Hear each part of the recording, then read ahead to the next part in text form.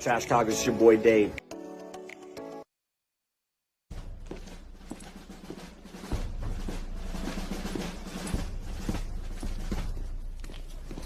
Good morning, Sergeant Major.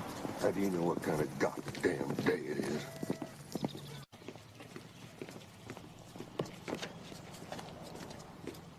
Beautiful morning, Sergeant Major. Are you a fucking weatherman now?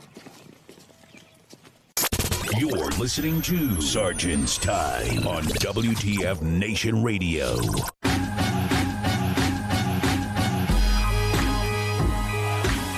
Man. What is going on? Yeah. Broadcasting live. I don't even think the station wanted to play any Fort Hood shit. I'm your host, Ice, with my other host, Spanky. Hey, y'all. Man, we were just going over the freaking Fort Hood report, and we were trying to play that video earlier of the Sergeant Major of the Army and the Secretary of the Army talking about what happened with Fort Hood. And damn, dude, there's not anything that will get you more butthurt and pissed off as just to read that report. Secretary of the Army released a report that included a lot of issues. I don't even know where to begin, man. It's just like one of those things to where it's like, fuck, dude. You just, it's frustrating as shit. And it's huge. It's like 150 pages or something like that, and you add all the, the covers and this, that, or whatever. But right. I will say one thing. Let's start with one. Go for it. This is not a Fort Hood problem. Right. What happened to again is a Fort Hood problem.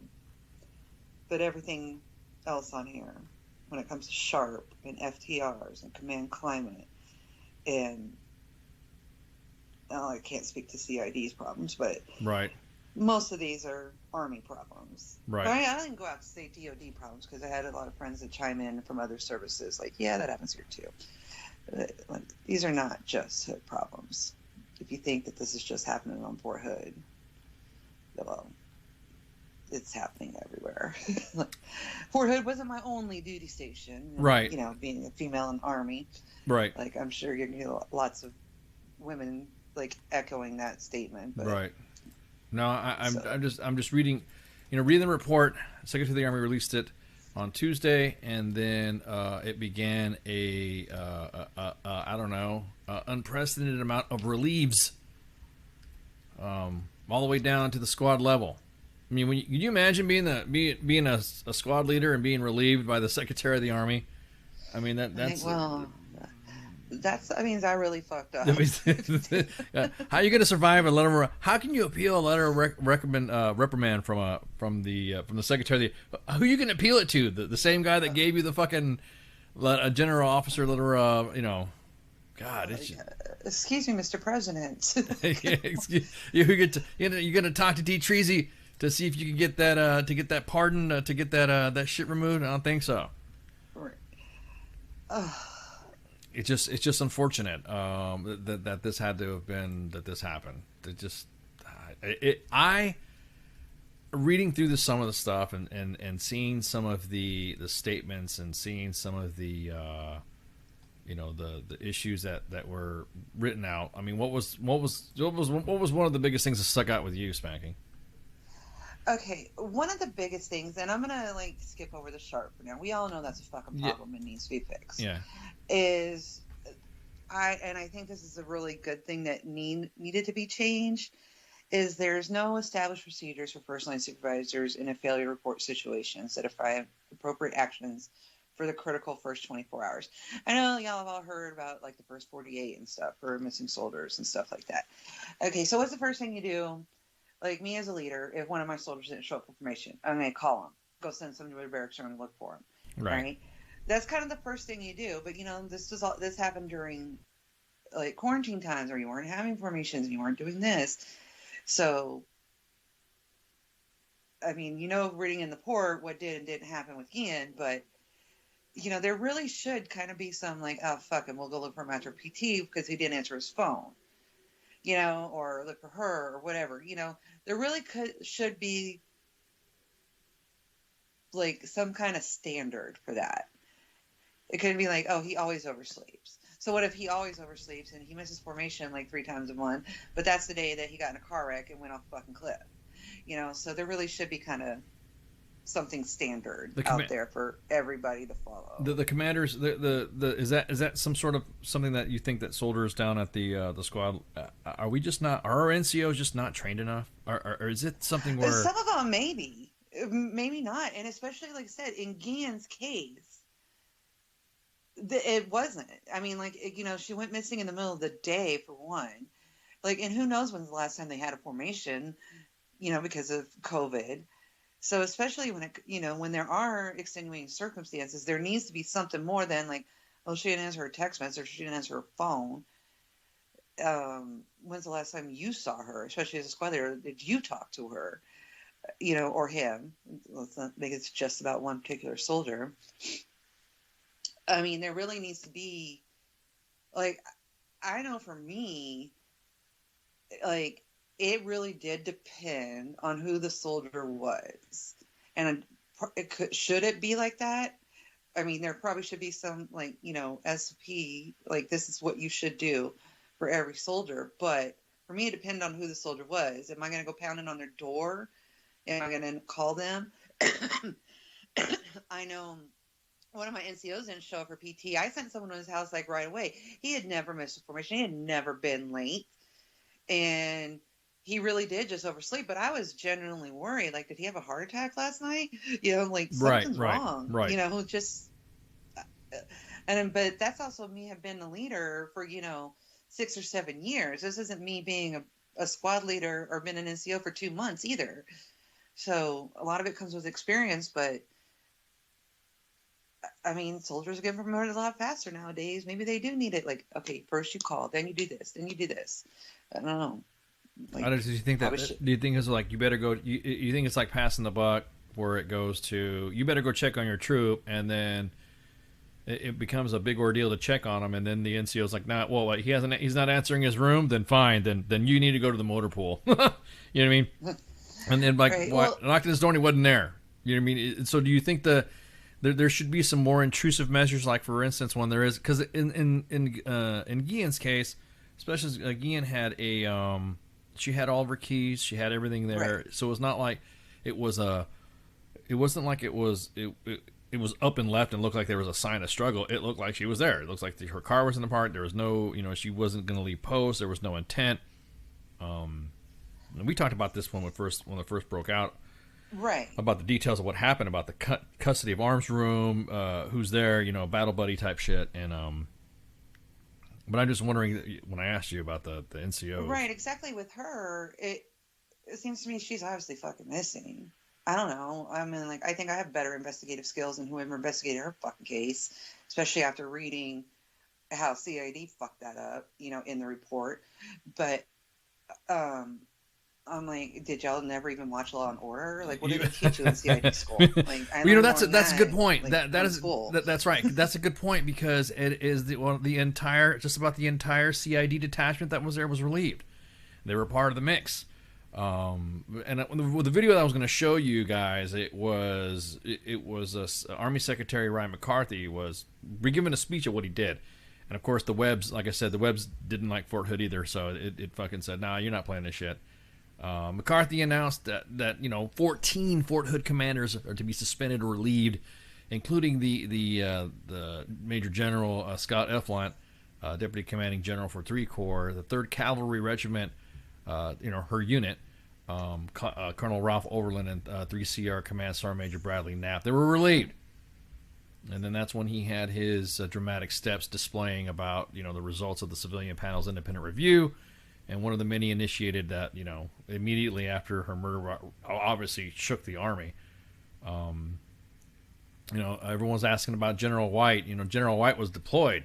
He was gone for a year, just about, throughout this whole fucking thing. And everyone's like, well, he needs to be, well, how come he's not being accounted for? Well, he was, that's why we give those 2 generals, that's why we give, I don't know, what was the assumption of command orders to knock that shit out. And he was gone for his deployment throughout this whole mess, doing his stuff. And he was in charge of a task force. So You know, mining after Fort Hood, I really don't see how he could have been, you know, responsible for that either. But the news obviously was, oh my gosh, you know, they're facing discipline action and this and this, and I'm just thinking about that. Doesn't that close Fort Hood a little bit? I mean, does it kind of like clean it up? You're kind of like, you know, this is like, because there's only so many things that you could freaking do. Now, you know, I see people in the comments already talking about the, oh, he got real covered. You know, I'll be honest with you, there are some individuals that just can't let it go when it comes to their time in the service. To them, also, and some of the steps of individuals that were around, not the individual that was responsible who actually killed Vanessa Guillen, but the processes and stuff and all that. You really can't look at the, okay, well, he needs to, you know, burn. To some of these guys, they are getting burned. There are some guys in the Army that can't let it go, that are so power hungry that will actually sit there and go, and to them, this will rock their world because they're going to get relieved of their command. This is going to be totally devastating to these guys. I mean, I'm not saying that they don't deserve to be punished or don't deserve to be held to account. This is for them. For them, it's wrecked. It would be as if, you know, something you did or something you wanted to do, and you were told, hey, fucking, you're done. You can't do this. You're fired from this shit, and it was something you've always wanted to do. So some of this I could kind of see a little bit. You know, CID, they're not trained. They even said specifically that CID uses Fort Hood as a training ground. Well, I guess there's a lot of fucked up shit for them to practice on, but still, that just blew my mind. Like, I understand that someone brand new in any MOS needs on-the-job training, right? But to just throw them all in one place, like, who's training them? Right. Like, now, you got to remember, CID has a specific process of this that goes through some type of apprenticeship program to be an agent. Their processes of how they go through this. They're hiring anybody to do this. You realize that, right? I mean, just some of the audience realize there's some sort of special CID school. You're going to CID school, and you're like, oh my god, I want to be on TV with the guys from SWAT. No, that's not how it works. You know, that's not going to be. You know, Ice-T from from Special Victims Unit has more experience in investigations than some of the CID guys. Yeah. I've watched all those episodes. Yeah, I watched. Yeah, I think we could do this. Right. I think we had been able to do this. Dun. Yeah, exactly. Ice-T would be like, yo, man, you all fucked up. But anyways, the thing is that they use CID for a training ground in some of their processes after you go through an apprentice program. Then you go to MP school. I mean, this is when it was briefed to me. That's how some of the processes. So you have you know, individuals that are plant clerks, you know, supply sergeants, infantry guys, commo, and, you know, the different, you know, fields of MOS is going through this program. And then they go to MP school, and then that's it. There's no super CID school. Super CID, yeah, you're going to be a super agent and be able to solve everything with just a swab of, you know, of DNA, and that's it. And then it's solved. The case workload for the CID agents is insane at Fort Hood. Some of the cases and some of the stuff, some of the guys just kind of have to push some cases behind to get to more of the low-hanging fruit that's more obvious. I guess you would say more obvious to solve, but then I think this should be, I think a CID agent, once they're done with their training, should have at least like an FBI agent, like an FBI academy. You know, they go through some shit. They go through some serious, why do we have to dumb it down? Or get this, you know, criminal investigations aren't Army specific. Oh. You know, like, why don't you just have some kind of centralized DOD ID? You know, I was talking with somebody about that today, and we were discussing back and forth. Yeah, exactly. That's the FBI. We were discussing. Expand upon that. We were just going through the process, and I think a lot of these weird offshoot organizations that are in the Army cannot be Army-fied. Does that make sense? Like yes. You can't have CID agents and running around doing CID stuff and CIDing of excellence, and then you have some freaking sidewalk NCO, a sidewalk leader telling you need to update your fucking med pros. Or we're supposed to be. Right. It's almost I see like a CID agent, like something like a pilot. We trust a pilot with multi-million-dollar equipment, and he's really trained, or he and she are really trained to fly that gear around, to do that stuff, and go pew pew and pew pews and shoom shooms, and fly around. There's an obvious school for them to do that. That would be the same way I should see that a CID agent coming out of CID school, graduated, should be one hard-charging investigative agent. Should be a member of legit law enforcement, a federal fucking agent. It's almost like if the Army ever needed, if the FBI was really going bad on recruiting or whatever, or there should be you could use your CID school experience at the WTF Nation CID Center of Excellence.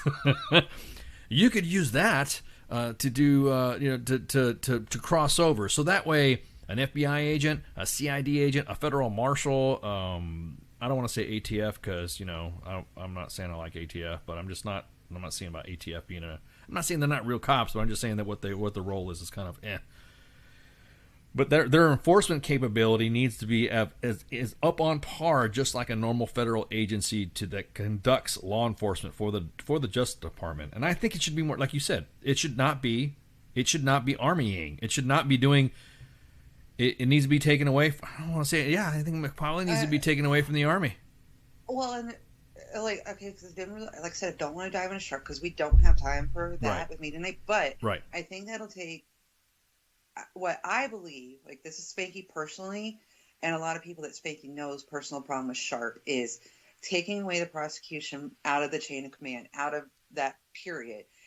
A lot of people think that it should be done by civilians. If CID is not Army and then is under no influence from the chain of command, they do not have the same freaking post commander, and nobody is involved. Then if the CID is now the DOD ID, let's just call it that for now, then I think, like, for one, the prosecution of Sharp, if it's all done centrally from some other type of prosecutor like the DOD ID, it wouldn't take fucking 7 years or whatever to get something done about it. Right. DOD ID. Go up, yeah. Oh, my farmer. Everything will go down. Right. Well, I think, and also I think the onus needs to be taken, like you said, taken away from the command, so that when CID shows up, CID is handling everything and answers. It's almost like a federal agency, it's like an outside agency that Right. It handles its business, and then the next thing you know, there's a somebody knocking at the door, and we're here to detain so and so. I'm here, blah blah blah. Here's my badge, here's my papers, blah blah blah blah blah.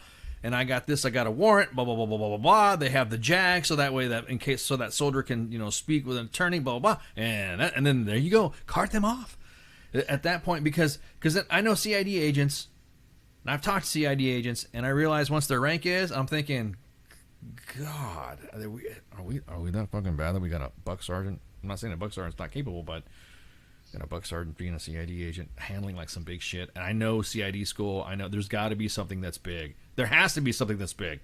If there's anybody that needed to be relieved, there were some CID agents that were relieved, or some individuals in CID were relieved. There should have been the relook of how CID operates to begin with. Exactly. Just how its own process. I mean, instead of shutting Fort Hood down, they should have just shut CID down and just brought the feds. Because let me, like FBI feds.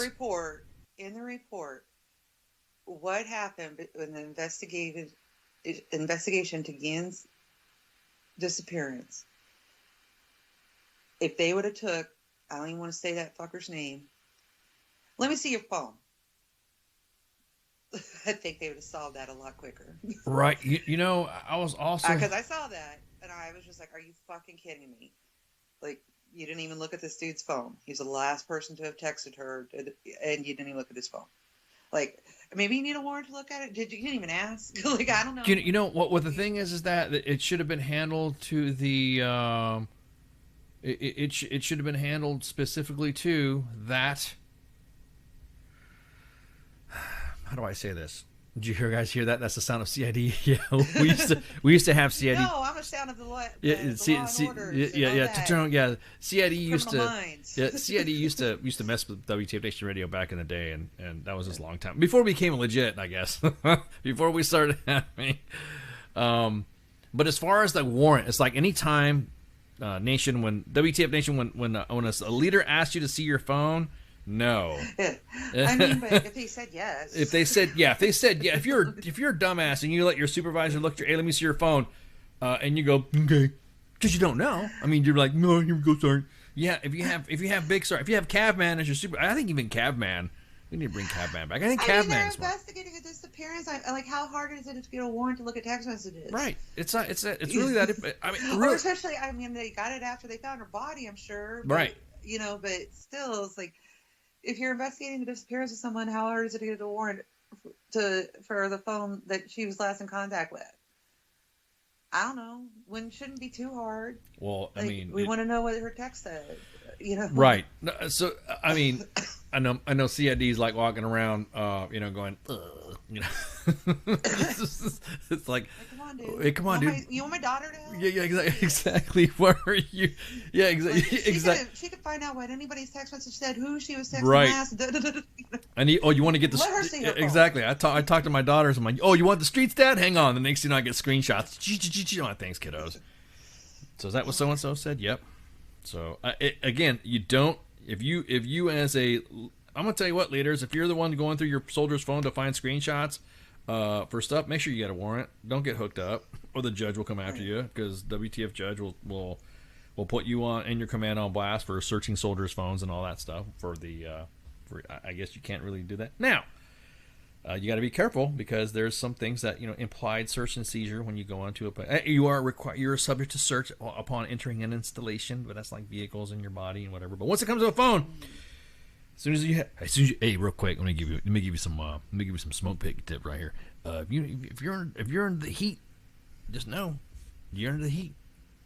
You're gonna whatever. They're gonna find you. You're gonna slip. Somebody's gonna drop something to the main page inbox,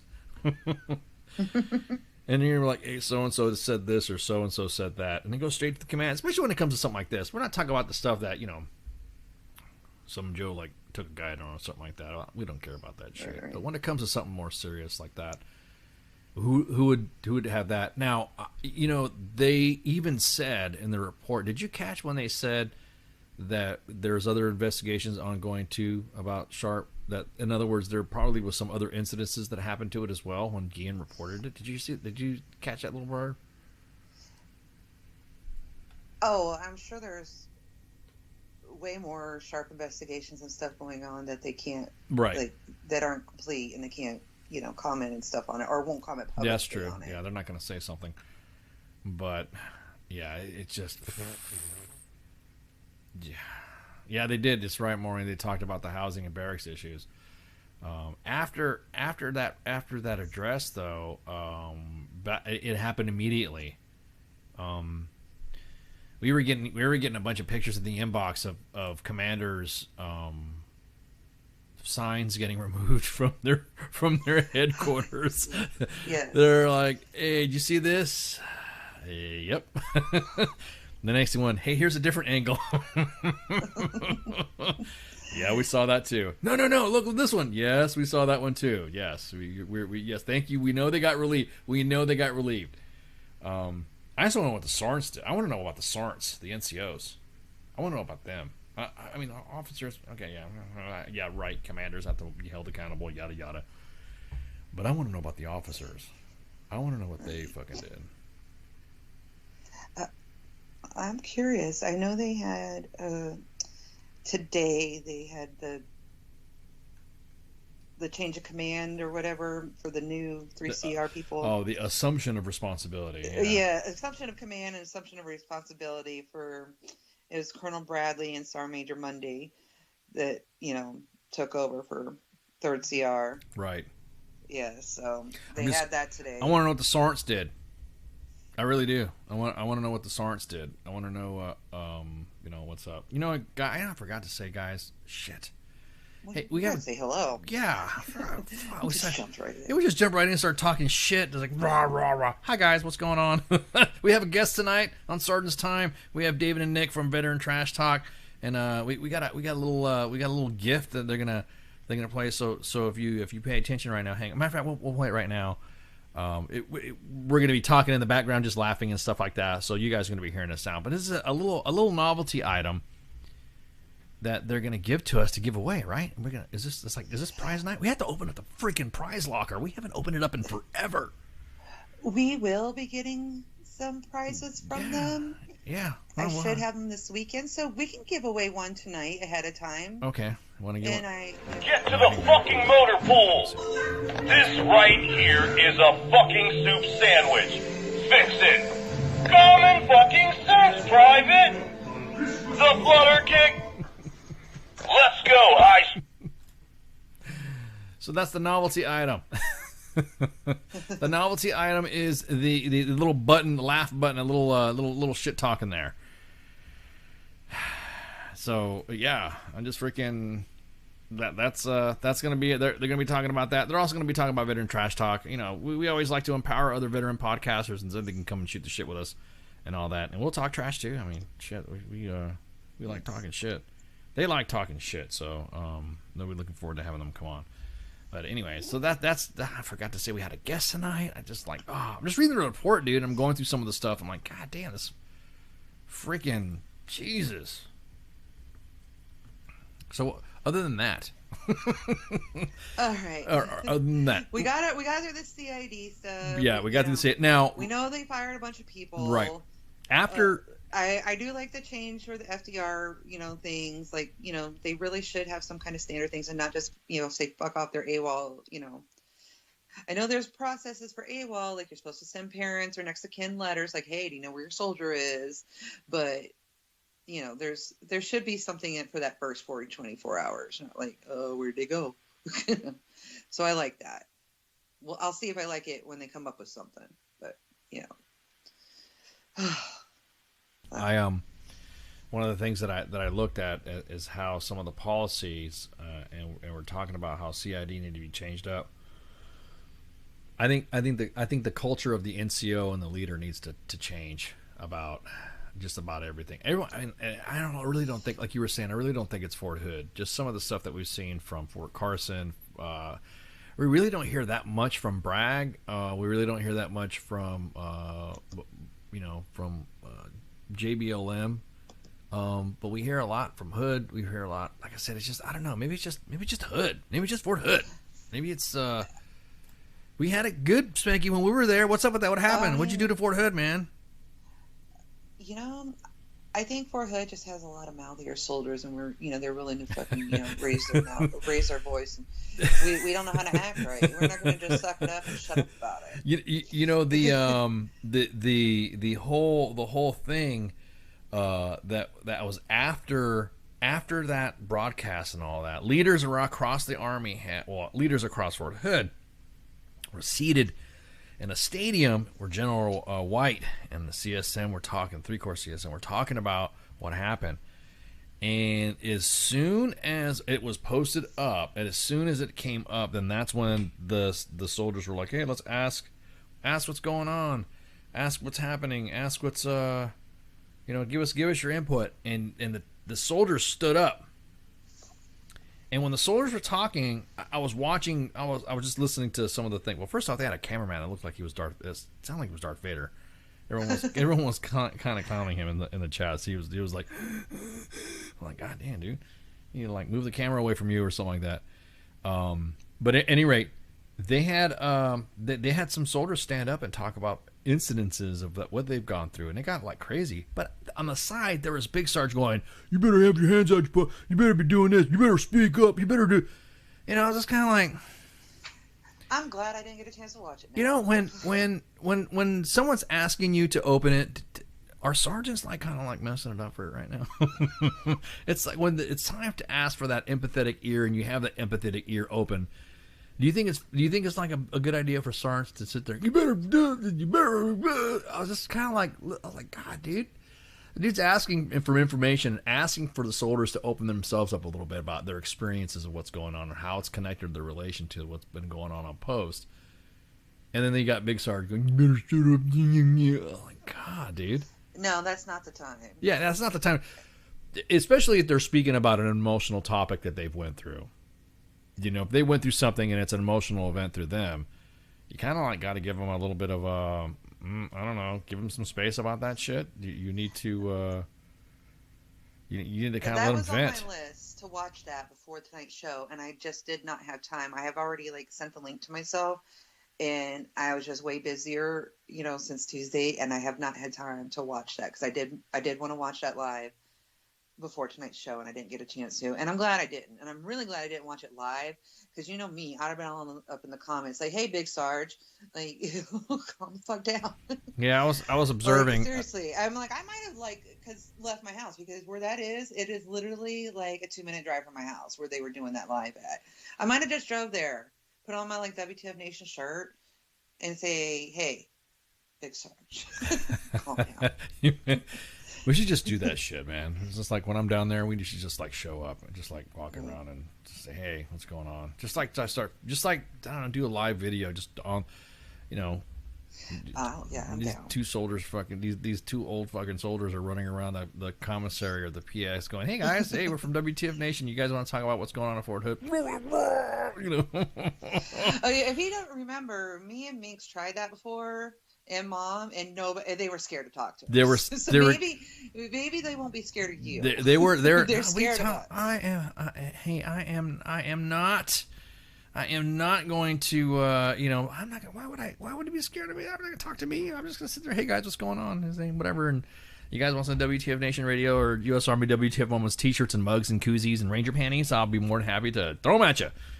And then that's it. There you go. Then it was on Fort Bliss, and they were scared to death to talk to us. I know. Don't get me on camera. Yeah. No. He was like, he said, "What? Who are you?" I said, "Oh my God, what are you doing here at Fort Bliss?" I'm just kidding. You guys want a T-shirt? Run! Okay, well, scratch that trip off, Fort Bliss. I guess. Thank you for being so gracious to the WTF Nation. Oh man. But anyways. No, I don't know. It just seemed like that. Look, if this is the moment where leaders have an opportunity to allow individuals this, and I think sometimes I'm just gonna say sergeants need to realize that when someone's speaking about some stuff like that and they want to hear a sympathetic ear, they're asking the soldier. They're not asking you, and it's not your point at that time to start sharpshooting them if they're going through something like that. Now, don't get me wrong. There's some specific details that I'm sure that you don't want to hear, but don't sit there and "You better shut up, you better get your hands in the butt, you're talking to me." I'm like, yeah, you'll be surprised, Tommy, you'll be surprised. But anyways, so we have a guest, Veterans Trash Talk. I showed you guys the button, showed you guys the little intro vid. And we're gonna take a break right quick, and then we'll be right back to shoot the shit with the guys and see what's up. Dave and Nick will be on in a minute while we're on break, and y'all refill your glasses, go take a leak or something like that, or go grab a snack. Shots. We'll be right back. WTF Nation Radio. WTF Nation Radio. Take it from me, Ice. You can't just float around space not caring about stuff forever. The voice of U.S. Army. WTF Moments. This is WTF Nation Radio. Shit in the bag, Pogue.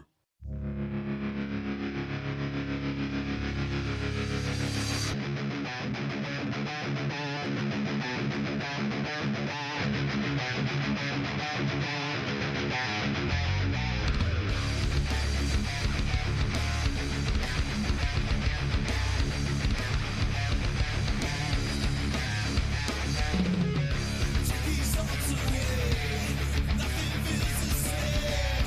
Let it all be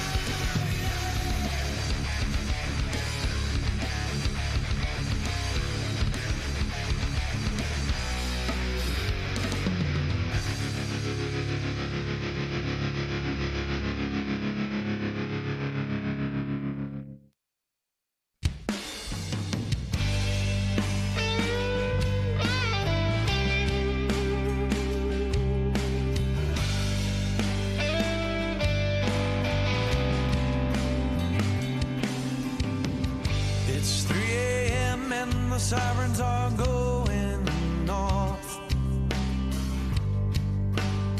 Another rocket attack. I've got my boots and got my ammo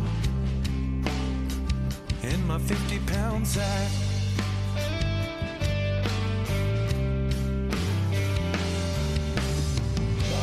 Boys headed to war in this world unknown.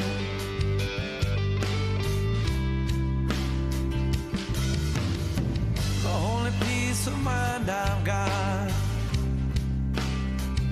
are these letters from home.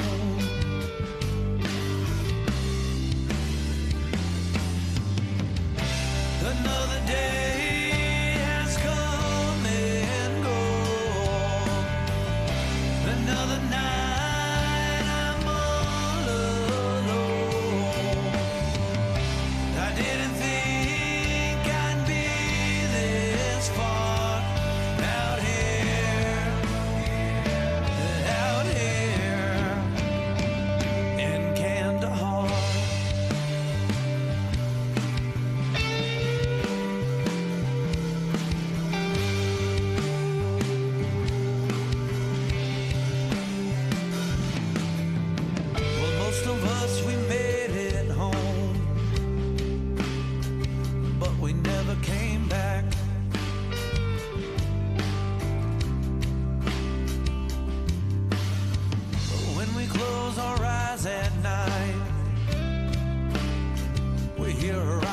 attack.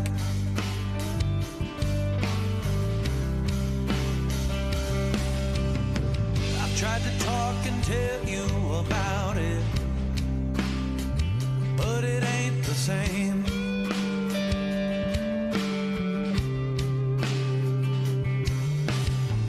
All these thoughts that run through my head, well, they can't be tamed.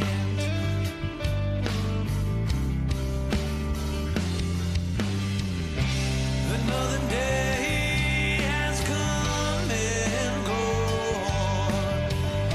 Another night I'm all alone. I didn't think I'd be this far out here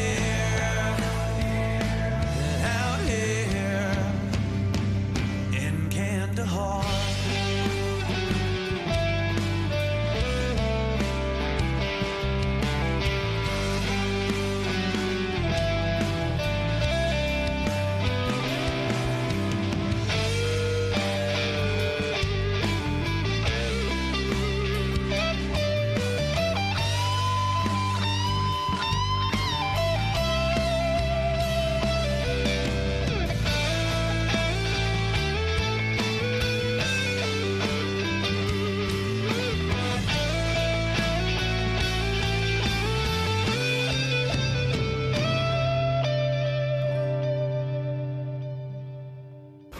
Another day has come and gone. Another night I'm all alone. I didn't think I'd be this far out here. We ain't far from Kandahar.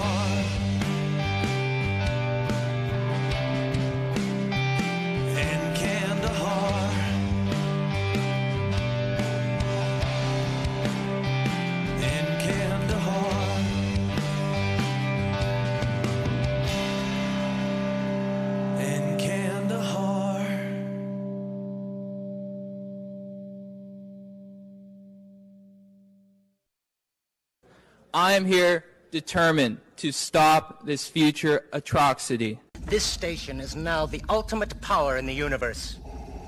I suggest we use it. The voice of U.S. Army, WTF Moments. This is WTF Nation Radio. I find your lack of faith disturbing.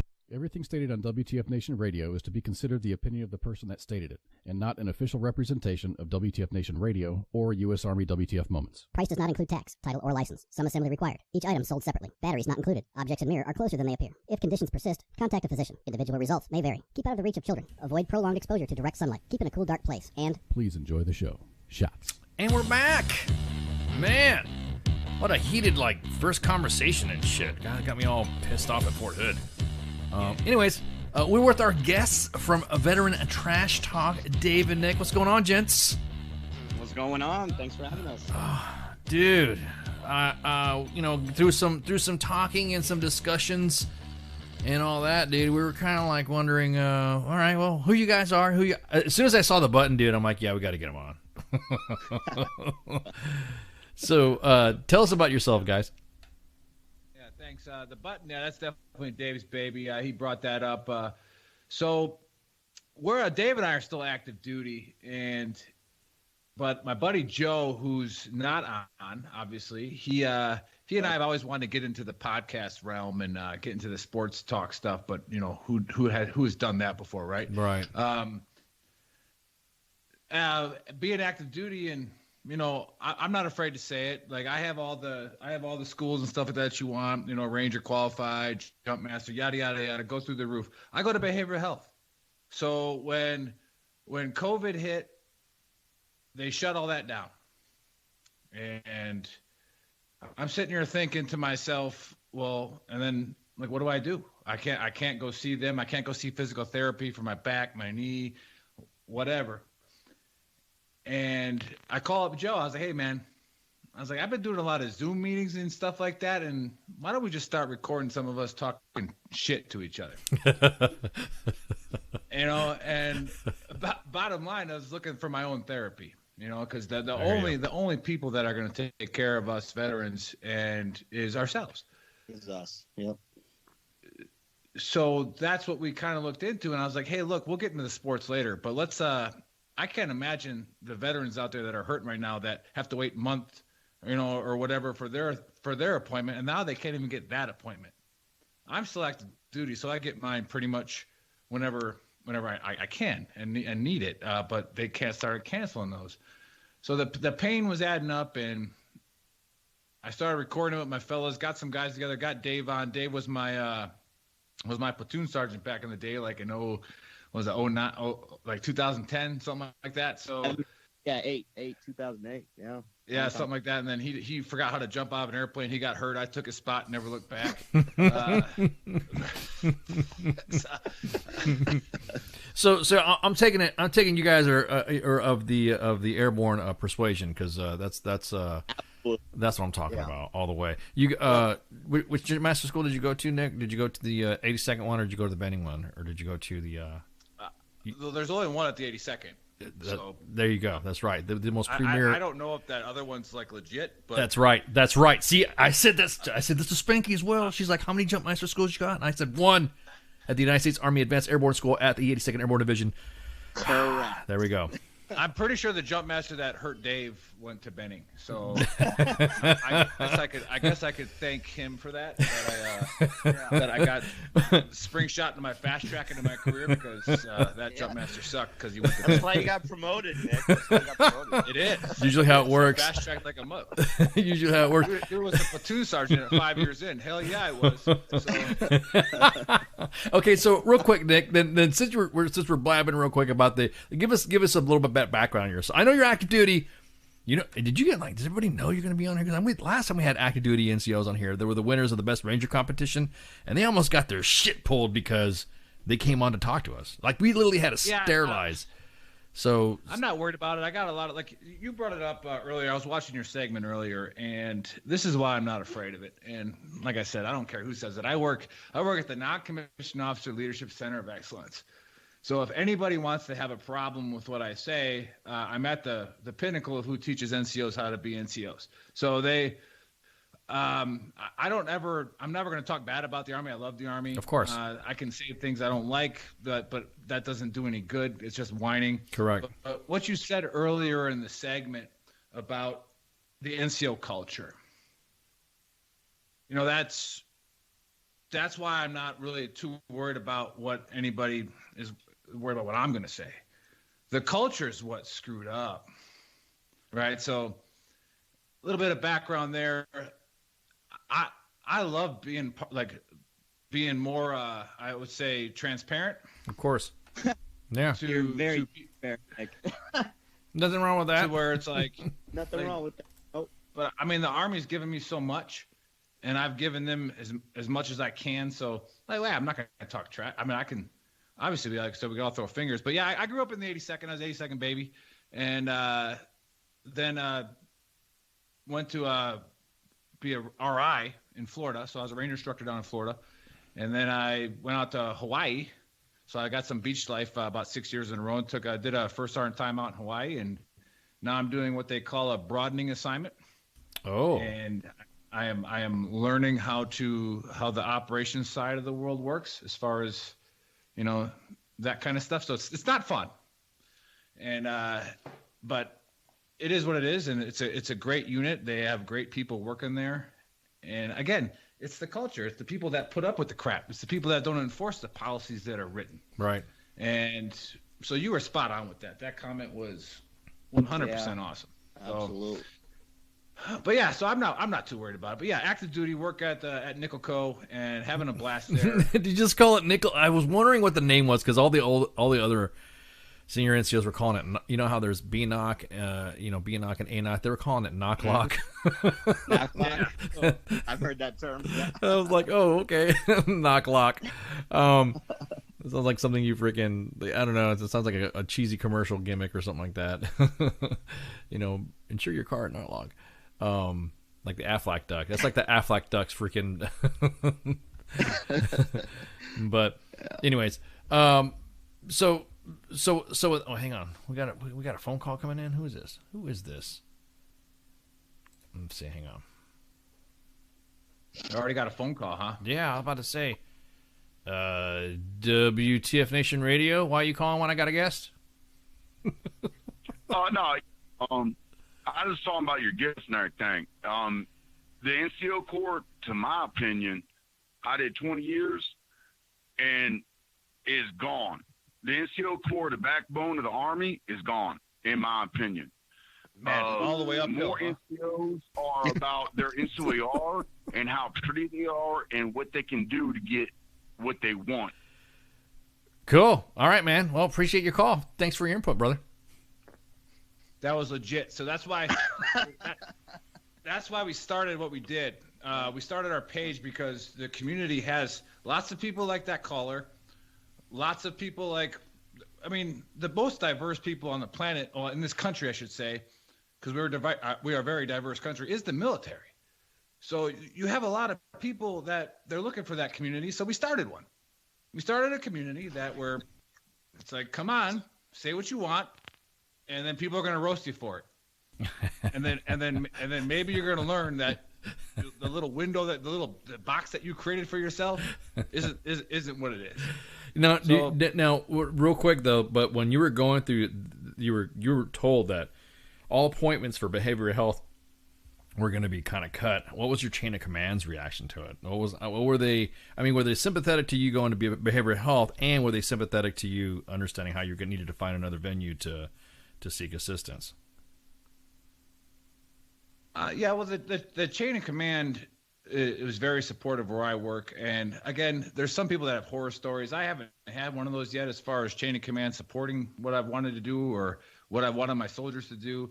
But yeah, it's almost like, hey, maybe we should take a break if some of these guys that are getting worked real hard and their families are not getting, people forget that. That's the thing is when the COVID stuff hit, when did we ever stop to think about, well, hey, maybe the wife's not working anymore, the spouse isn't working, the kids can't go to school. Like, how can we take care of these families? But no, Nickel Co. was awesome with me. So, I mean, like I said, I can't speak for everybody, but again, that's where the leaders come in and where your caller just said that, the NCOs, what are they doing? Like, right. What are they doing to step in and be like, hey, I got you here, man. Like, you go take care of your family right now. Right, exactly. Man. Go to the commander. Go to the commander and say, hey, these 4 guys, they need to work from home right now. Right. Like, no, we see that because when we do Screenshot Madness on Sergeant's Time, we post screenshots from buck sergeants and staff sergeants and sergeant first classes that send just the most crazy wazoo shit to their soldiers on a text message. Yeah, and it's ridiculous. It's fucking hilarious. So, hey, real quick, Dave, tell us about yourself, man. Tell intro. Yeah, absolutely. So, I joined the Army back in 2003. Went to the 82nd, served in 2P with Nick and Joe and a bunch of other warriors. And then in 2010, I went to the dark side. My MOS is probably not the one that we want to talk about today. No, I support my MOS. I actually became an Army recruiter then. And okay, well, that concludes our show. Thank you guys very much. Appreciate your time for hanging out. No, just kidding. You down my ass. No, I love recruiting. And I'm actually company first sergeant out in Phoenix right now. Okay, so you're currently an active duty Army recruiter, and you're rocking this. And so what made you want to be a part of USAREC? Honestly, 2 deployments, 27 months in. My daughter Haley was born, and I was actually there to witness my child's birth. So I did the recruiting stint, and she was born while I was on recruiting. And I'm like, you know what? This recruiting is fun. Plus, I'm here with my kids. I'm here with my daughter, because I missed my son's birth when I was in Samara, Iraq in 2006. Right. And it seemed it was more friendly family-wise, and I was like, I was kind of getting tired of deployments. I mean, 27 months was a long time. We had a pretty rough deployment when we were over there. So I was like, I'm going to do something else. I'm going to switch it up. And now I've been doing it for what was that, Nick? You're like in the background going, wah, wah, wah. What was that? He got shot in his big ass ears. Yeah, I did get Purple Heart. I mean, you got a Purple Heart as well, Nick. So it is weird. We call it the enemy marksmanship badge. Exactly, exactly, the enemy marksmanship badge. So what made you want to join Nick in this thing right here? What was the Yeah. I mean, Nick and Joe have been, brothers, for a long time. And obviously our biggest mission, we talk a lot of trash, and that's the plus about our page. But one of our biggest missions is the soldier suicide, like it's just insane. Everybody knows about it. We do push-ups, we bring awareness, but what are we actually doing to fix it? And I know Congress has been trying to fix it and the VA, but we got a serious fucking problem on our hands. And when you look at the suicide rates, believe it or not, it's actually right now it's the older generation. So I think it's like 30s to 45. Is that right, Nick? Yeah, the older than that, the Vietnam Federation. Yeah. And then it's a lot of times this, Joey, who just got out after serving in Afghanistan, goes home and, he's surrounded by his family members and people that know him. But he's not surrounded by his brothers or sisters. So, he's speaking that language that all of us on the show understand, that sisterhood language, that brotherhood language. Our page just provides that outlet. We've sprung into action a couple times. Obviously, I'm not going to go into details with who, but our page provides that outlet. So you're just surrounded by those, that understand your language, that speak the brotherhood language, the sisterhood language. And then, we're just growing in numbers right now, and eventually we're going to crack the code. Nick can hit on it, what our ultimate goal is with our page, and where we want to be in a couple of years, because something's got to give. Just myself, I've probably lost about 20 of my fellow brothers and sisters to suicide, and it's tough.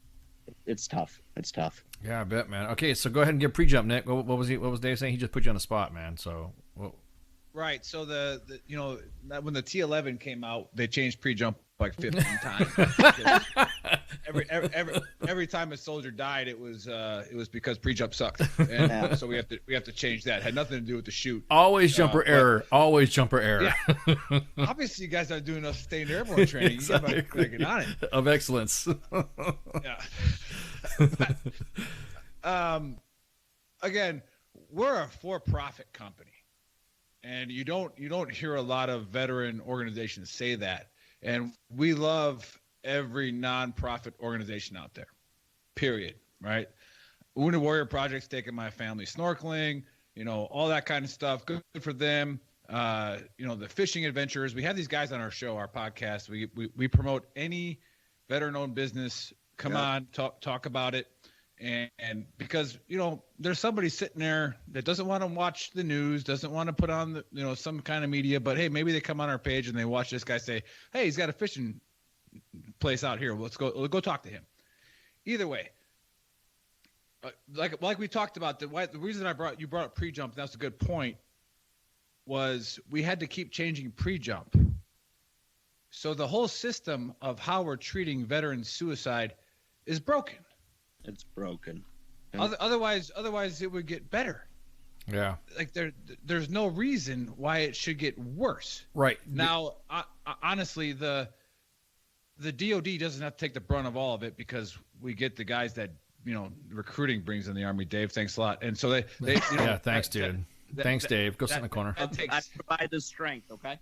Yeah. That takes some of it, but not a lot. A lot of it is in the lead. Most of it's on the leaders, but some of it, is just what comes in.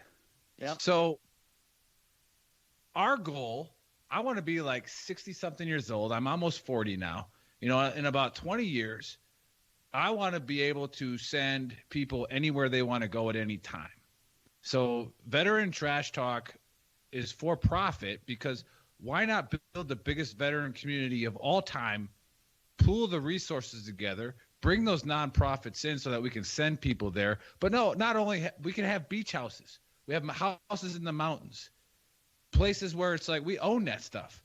It's like you're think about 20 years. What's the next war going to be? Who knows? Bring your platoon home. They had a rough one. Take them to this beach house, right? Go get in fights on the beach. Hash out all your shit, right? Like, go fix it. Right. Go fix your problems.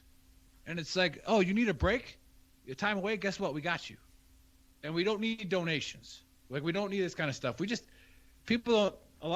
got it. Some people are woke nowadays and they don't like capitalism, right? So, but like, I like capitalism. Yeah. Hopefully it's very good to us. Yeah, exactly, Again, dude. I'm setting up my life that I'm going to be happy no matter what. But I really, really hope that we make enough money someday that people could just like, hey, man, I need to use your house in Virginia. No problem, man. Take it. Take your squad. Take your squad, man. Take your platoon. Take your company. Like, we got cabins up there. Put tents up. Go. Right? Like, whatever. You got a brigade that's having suicide problems. Bring them to us. So that's kind of the end state. That's what Dave was talking about when he said, "What's our end state for it?" Like I said, I want to, when I die. We all know that, especially the grunts and the military guys, girls. Life's short. Yeah. If I happen to make it that long, good to go. Yeah. If I happen to make it that long, hopefully I see someday that our logo, our brand, is the actual community of veterans. Because the system's broke, so why not start a new one? That's kind of what we're looking at. So right, I was just question. Yeah, no problem. I was just gonna stay with Dave. You're active duty recruiter, and we always break balls on you, Rick. Anyways, the whole, how do I say this? Is there? Because I know I don't want to ask you a question that's going to get you hemmed up as a recruiter, but do you think? No, but that's even worse. Any question you ask them is going to hem them up because they're struggling right now. Well, that's another thing too. Is it some of the behavioral health stuff? Do you think could be screened before an individual comes in and gets to the point where there are triggers and there are exacerbating factors to their psychological health before they even come in? So is there anything that's being recognized at the recruiter level? Initially, no. I mean, we're not psychologists, psychiatrists, because if they're fully qualified, if they meet the medical, physical requirements, age requirements, education requirements, and they're qualified to join the military. I mean, we can't be the ones that say, no, you can't join, and then when they go to MEPS, I mean, not much has changed at MEPS over the last probably 10, 20 years, in regards to physical qualifications. So they join, and I really think the drill sergeants have a, hard job, and they all say the drill sergeants need to weed them out. But Nick brought up a good point. With individuals that are having issues, like once they join, the leadership needs to take care of them. What goes through a ringer, I mean, there's no control over that. Right. In a sense, as long as they meet the requirements and they're fully qualified to enlist in the Army. Right. Now, I'm just curious because due to the fact that there's a lot of NCOs that were rushed, and there was a lot of soldiers that were rushed in when we were doing a surge or or doing the Correct. and it just seemed like now we're dealing with as they're in. Now these are the leaders that probably should not have been leaders when they've come in. That's a good point. And they're also the ones that could be part of the problem of why soldiers who already are dealing with some psychological problems going to get exacerbated by an idiot Big Sarge who thinks he's whatever, and he's got his own problems. You know what I mean? Right. So I was just curious that if maybe USAREC is there an attempt, I should say, at maybe curtailing or like, I don't want to say the standards, but just saying, hey, look, we're gonna need to. I get what you're saying. I mean, back in 2006, or even earlier when the surge was going on, I was out fighting wars too. So I definitely know that the qualifications to join now are stricter than they were before. Now, when we're talking about requirements to come in, can you give us some examples? I mean, obviously we've gone through the law violations, in regards to possessions charges, things of that nature. So now, go ahead. Go ahead. What's up with the possession stuff? So what's up with the possession stuff now? What was that? So the guys can't be smoking weed or something like that, or what? Yeah, possession of marijuana, like a simple charge, which a lot of young men and women have these days. You used to be able to do it at a battalion level, and that individual could enlist. You can still shoot it up for a waiver, but it's a lot more difficult. Things of that nature. And then I know there was a lot of tattoo, ETPs and policies that are in place now. I mean, we're not as strict with the tattoo policy, but back then, back in 2005, I mean, from what I hear, neck tattoos, large neck tattoos, you could get in the Army. It wasn't an issue because we obviously needed to provide the force, right, to get deployed and everything. So, right, yeah. right. No, it was just one of those things to where I would see that like I said, most chain of commands don't support. Like when Nick is, I mean, I think any command that supports a soldier going through behavioral health to me, I think is awesome. That right there. Yeah, the culture needs to change at the units. Right, right, and that's what it is. Because there are some units out there that will literally, it almost like they're going to get punished, or they're going to lose their clearance, or they're going to get treated like ass just for talking about behavioral health issues, or they're going to be mistreated different, or they're going to be handled with kid gloves when they shouldn't be. I mean, it just that, like you were saying about the culture. Do you know something that is going to be maybe provided to the recruiters when they show up to say, hey, look, okay, here's some of the ones, like a pre-screening like that? I mean, has USAREC considered, hey, you need to talk to somebody or something like that, you got anything going on, to kind of like do that as a pre-screen, to that way it could begin their screening process, like to talk to someone first? Like part of your screening process should be someone talking to, like if I'm coming in and I got behavioral health issues and I have some issues that was bothering me from childhood, and I walk in to talk to I mean, if you have behavioral health issues and that's been medically documented, I mean, you're probably not going to, you're not going to join the Army. Really? Plain Okay. simple. All right. Yeah. It depends on what it is. I mean, we can submit a pre-screen, right, and the doctor can review it, depending on what it is. But yes, we do go through a pre-screen process, all of that stuff. Any type of injury that you have, you broke your leg. I mean, it's a pre-screen. Any type of situation you ever had medically, physically, whatever it may be, it's getting submitted, and then the MEPS doctor reviews it. They either qualify you or they don't. Right. Yeah. So yeah, that's definitely in place. Absolutely. Okay. I mean, somebody came in and he's, batshit crazy. Well, well, that's what I'm saying. I mean, because there's some cases, I think there's somebody. Well, yeah, exactly. Yeah, Michael just said that. There are people who probably won't want to join if they find out there is a BH screening. But I think it's got to happen. I mean, I think it's got to be whatever, because there's been some documented cases of missing soldiers back in the day that actually had some behavioral health issues that was screened through, if that makes any sense.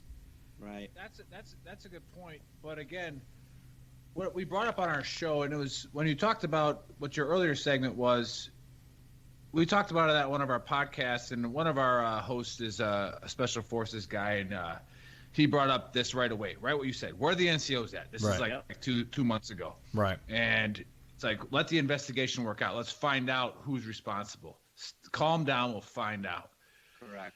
But then what I also brought up to what you guys are talking about with the behavioral health is a lot of people, when I started this page, when we started this, excuse me, I don't want to be too pompous, but when we started this, I had a buddy call me and say, a lot of snowflakes, be careful, right? Like there's a lot of snowflakes in the veteran community. And I was like, yeah, I know. And it's like, but no, now we started this, is like, dude, that dude was right. He was so right. The Army has a mission, right? The mission is to win wars. If you can't grasp that from the beginning, then it's pretty hard to be a leader in it, because you don't, obviously, and this is where the NCO comes in. That's the officer's job. The officer's job is to plan that stuff.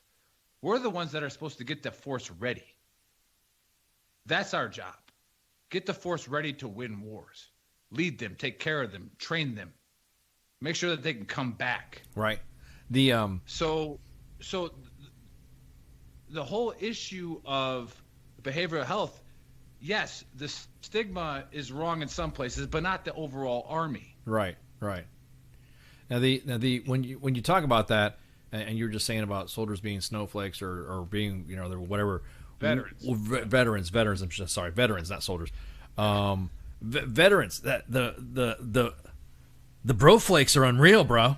I mean, you can't. There's some. I mean, I don't know. I would like to think that some of the therapy that you would probably talk about, shit talking some people. I have been on phones with individuals for hours, just shit talking, going back and forth, and having a fucking blast. Or I'll get on a Zoom conference with some other friends, and all we do is break balls and everything. And I'll be honest with you, some of that shit just makes me fucking feel so much. I feel better. I don't know. It's hard to describe. You just sat there, and some be like, dude, you like sitting there just going, you guys like talking shit and clowning each other and talk about your age and how many divorces you had and all this other shit. That's fucking fun. I'm like, bro, that was fucking hilarious. Do you see how many times you're, or whatever. Do you think that maybe there needs to be some toughening up? I mean, not really toughening up, because you got to be. There's some careful words you have to use for some individuals already when you say you got to toughen up, because then that freaks them out sometimes. Again, it's not the toughening up aspect, because again, the people that are commenting on this thread, like, let's compare ERBs, bro. Let's see how tough you are. It's like, let's see what you've done.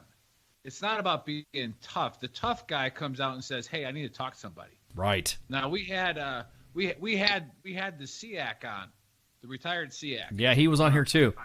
Oh fuck, right? Dude. Yeah, he was awesome when he was on here. Did he tell you about? Awesome. Yeah. Did he tell you the story about how he got busted?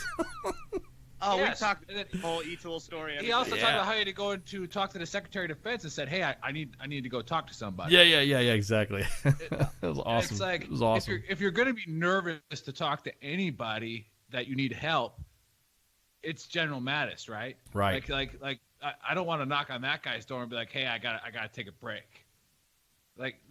No. So again, I'm not talking about the people having the courage to do things. But again, like you said, our community is set up to where it's like, say something, put something on our page, say something.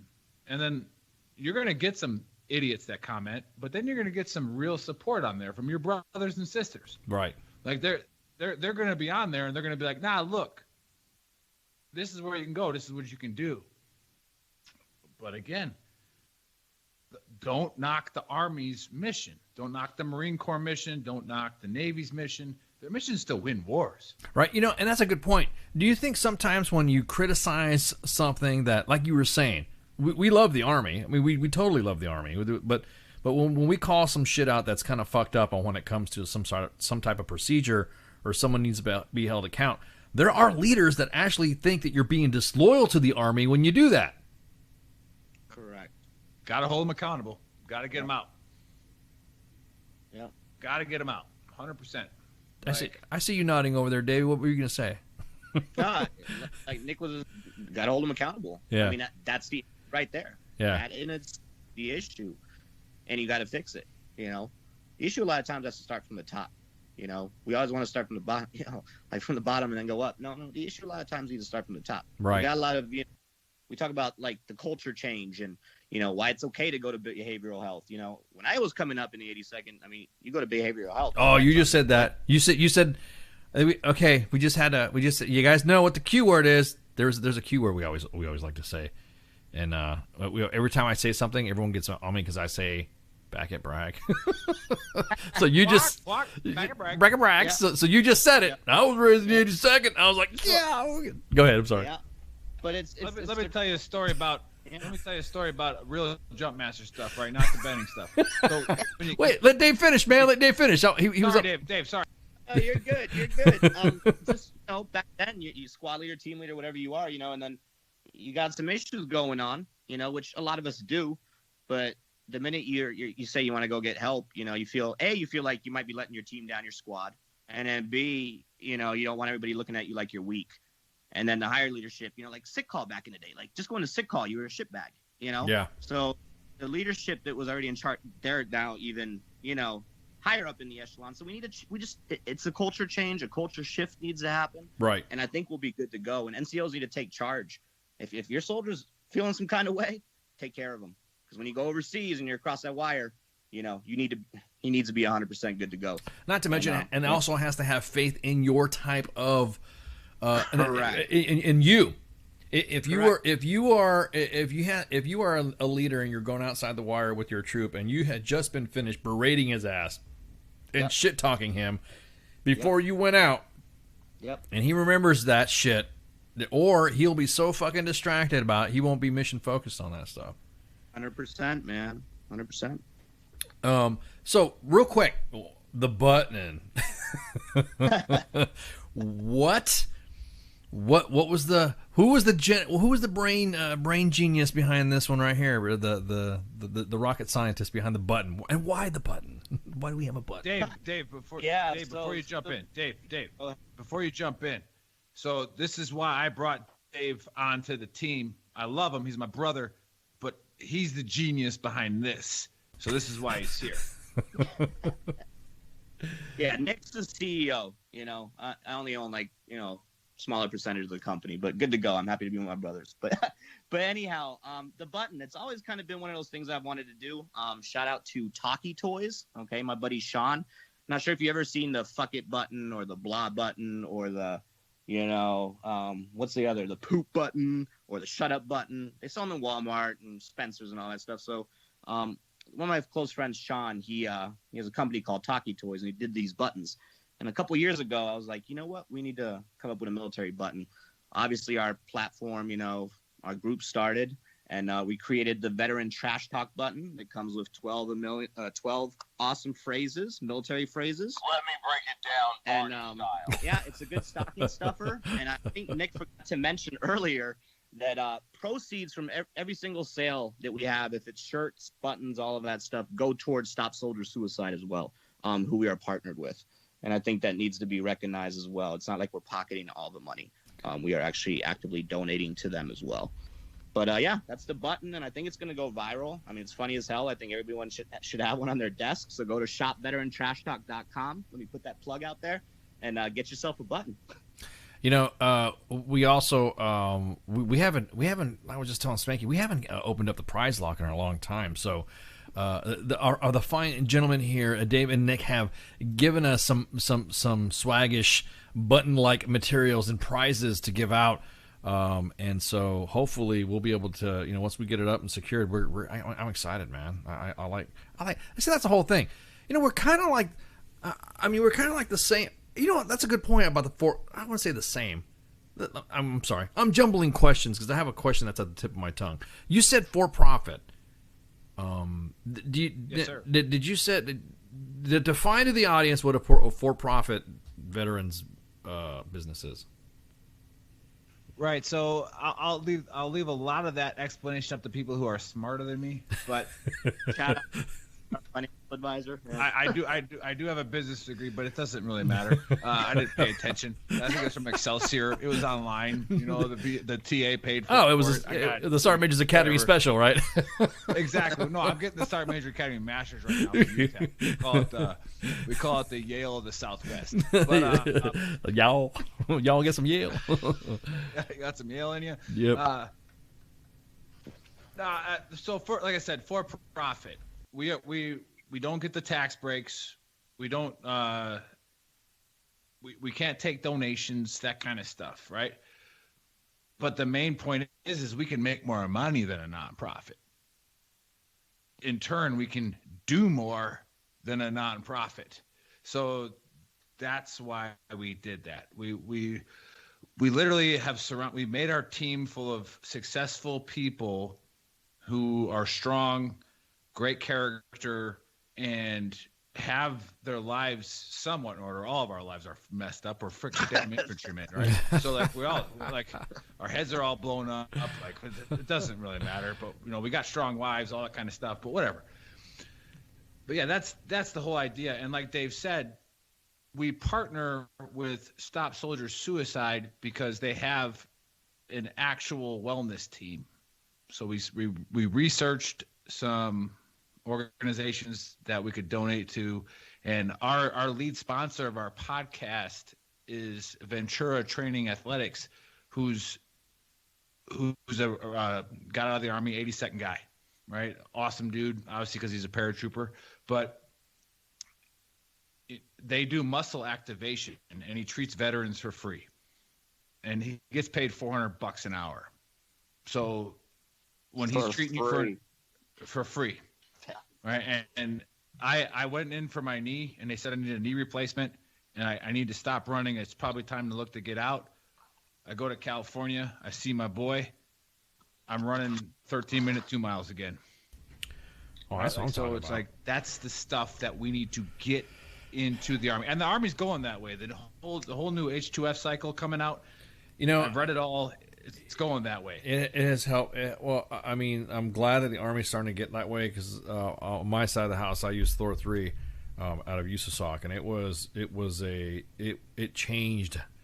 It changes you pretty good when it comes to stuff like that. You and I want to say for the good. It helps you with your health. It helps you with your release of stress. Getting some training in and stuff like that. It does help. Now, I was just curious about some of the stuff about the for-profit, because a lot of people are like to say, "Oh, well, you're for-profit, so you don't care about vets." And I'm thinking, for real, dude, the fact that you just can't, you want to empower a fellow veteran podcaster or another veteran business, you just can't give them some shout-outs and say that your veteran's succeeding. That's why I can't stand all that fucking drama when it comes to people when it says, "How many veterans are you supporting?" Or how many, what money are you donating to? Or how come your money's not going to this? Or you need to support, you hate vets. You hate vets because you didn't do this. I'm like, what the fuck are you talking about? Fuck, we just had some vets on. You just talk about some woke people right there. So the woke people who don't understand how capitalism works, again, our end mission is to dominate. We want to dominate the veteran community and give them everything they want, and you can't do that nonprofit. You just can't. There's some things. I mean, I would just read because there was some recent drama with different companies and who they support, who they don't support, and that woke vet shit, that woke culture, that whatever. Especially when there was some recent events where a very well-known veteran-owned company had something happen, and everyone's just like, "Well, I'm not going to buy their coffee anymore. I'm not going to do this." I'm like, you know what? I'm gonna if someone gave me a bag of coffee as a gift, because I love coffee, and it's a gift. I'm looking more at the meaning of the gift that somebody gave me, a bag of coffee. If it's helping veterans, I don't see an issue of it. You know what I mean? If that makes sense. So, for instance, right now we're gonna get the button.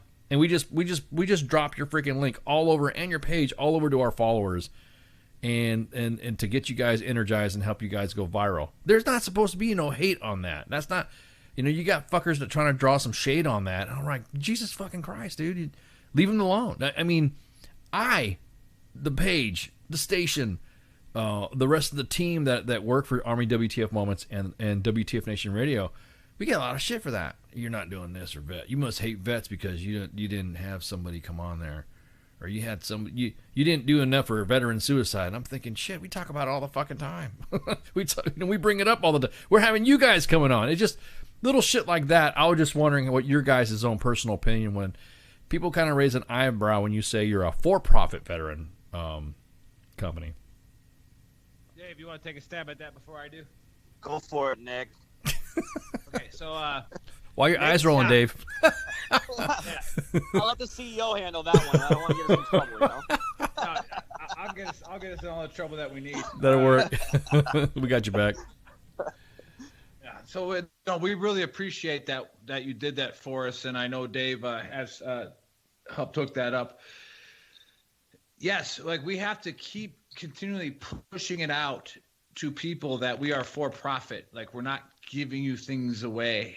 Like we want to build the community. And it goes back to how I started with the system's broken. So let's demolish it. Let's demolish this whole we need to give. How about we just come together and we just dominate it? So we can't do that relying on donations. Right. Let's just all let's just take over. Right. Let's just take over our family. Like looking at you like you're weak. Why exactly? You're so right. Like, why the hell should you be mad at somebody who's like, oh, Grunt Style is not run by a freaking military anymore? Ooh, yeah. Go ahead. What's up? What's your take on that? My take on that is my take on Grunt Style is they got greedy. You think so? Okay. A little bit. So again, why was your mission not to?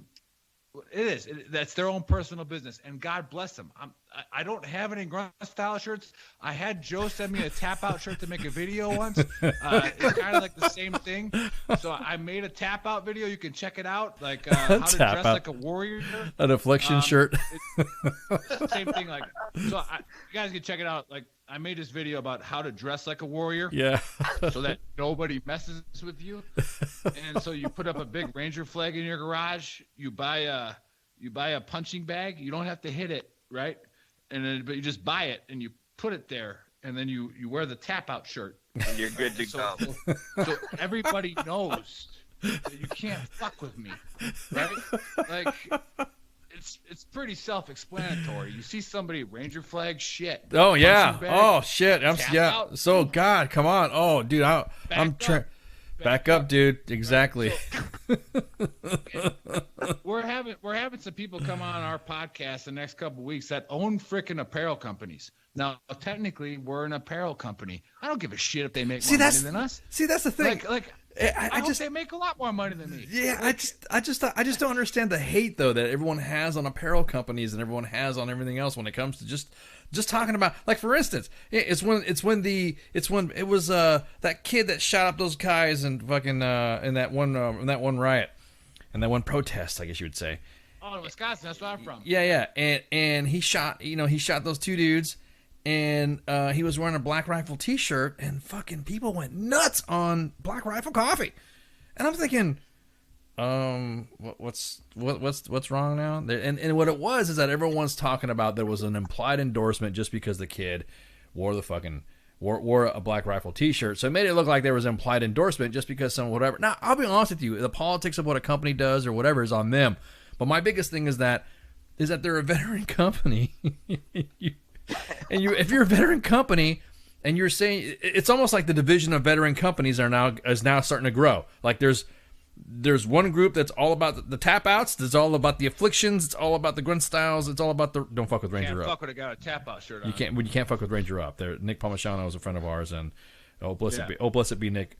But my biggest thing is that he even brought up, matter of fact, during this thing, he brought up a good fact. He's like, dude, it's just coffee. Everyone needs to chill the fuck out and have a cup of coffee. Well, the best is that the $500 donation that Black Rifle made to the Obama campaign. Who cares? And the right wing went nuts. They lost the bet. Yeah, because he lost a bet. Yeah, that's what I'm saying. That's what I'm saying.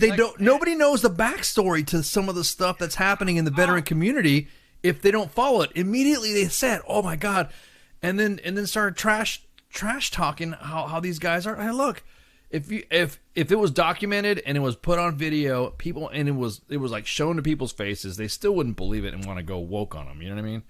I also was asking about the nonprofit stuff because immediately when you say you're a for-profit company, you have individuals that will literally sit there and start and these are veterans. What'd you do for vets? You must hate vets. I'm like, you fucking dude that just came on here and just started talking shit about this stuff, and you're like, what? You're why are you giving David Nick drama? I mean, I'm not saying for whatever, because I'm not saying that's happening, but because we bust their balls we're used to it. It happens on our own page. We have these people come on and they trash us. Oh, really? Oh, wow. See, yeah, I called it. Hilarious. Damn. So, See, I love like my passion on social media. Nick is a Facebook terrorist. Yeah, Nick is a Facebook terrorist. I literally can, I'll get 100 people spun up in a second, right? And then I'll turn it off. Like when I was a first sergeant, I would write something before I went to go do PT. I would write something on Facebook and I go do PT and come back and there'd be 600 comments, right? So I was like, yes, like that's all I wanted. I wanted you to be triggered. I wanted you to actually get invested in your soul of why you suck, right? So like that is the beauty of it. And we have people on our page that trash something we post, and it's like, you do realize you are part of the page that you're making fun of. Oh, trust me, brother, we see it too. Well, I'm sure you guys see it. You guys have it a little more. We're a microcosm, Dude, no, you guys are familiar too, but we see it. Oh man, Jose will post a story and people lose their shit. Or fucking somebody posts a meme about something and it gets reported for shit, or we post a post of have another posting of a soldier doing some crazy shit, and everyone's like, oh my god, why are you doing this? And I'm thinking, you gotta be fucking kidding me. It's like literally you're taking away from the fucking joke that was the intent of the fucking page to begin with. I mean, don't get me wrong, we're supporting soldiers and their families and veterans, and we support the military, but god damn. No, you guys are awesome. My company made it on your page once, and that was legit. They complained about some of the CQ NCOs complained that there's a hurricane coming in Hawaii. I said, build a bunker. Yeah. So they built a bunker, and it came on there, and that was awesome. See, I love that, and like I didn't get mad. I thought that shit was hilarious. Right. And so I turned it into a training experience, and there was a range card in there, and there was a T&E, and they had to do every CQ shift had to log in new targets. Right. So whatever. Who cares? But you know what, Nick? Though, boring. CQ's boring as shit. Right. But Nick, memories are made in the sock, though, bro. They're made in the sock. They're not made. They're made in a bunker. You know what I mean? They're made in some shit. You're doing some stuff, and everyone's miserable and talking trash and all that, and that's what it's all about. Fuck, dude. Yeah. God dang. I was just curious again because we're pretty neutral when it comes to a lot of the issues and stuff like that. But we get a little bit more latitude being on the radio and talking about it because we're not going to be squelched. But I was just curious because, like I said, Black Rifle Coffee, they got so much crap over that shit, and then. And then the grunt style thing and what happened with them and that whole drama. We're like, what the hell is going on with you guys, man? And it almost seems like there's a drumbeat for everyone to watch it fucking burn. They're like, you see what happened with them? Yeah. I'm like, god damn. Yeah, fuck them. They suck. Right. You guys want some coffee?